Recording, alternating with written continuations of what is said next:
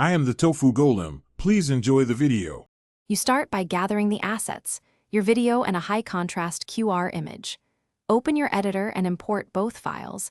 Make sure the QR is 500px or larger so scanning stays reliable. Check the video resolution and frame rate because placement and scaling depend on those values. Once done, create a new sequence matching the video settings and drag the clip to the timeline. This gets you immediately ready to position and animate the QR without extra. Now place the QR on a track above your footage and use the transform controls to scale and position it where viewers will naturally look. Aim for one of the lower corners or center with a 10% margin from edges so the code isn't cropped on phones. If the QR blends into the background, add a semi-opaque box or drop shadow behind it to preserve contrast. That makes scanning consistent. Make sure the code stays still or moves predictably so cameras can lock on. Finish by exporting at the original resolution and a high-quality codec like H.264.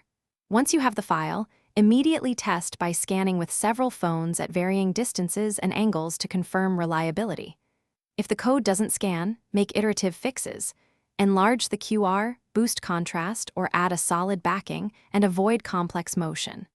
One key troubleshooting tip: if viewers report failures, freeze the QR for 2 seconds at full size.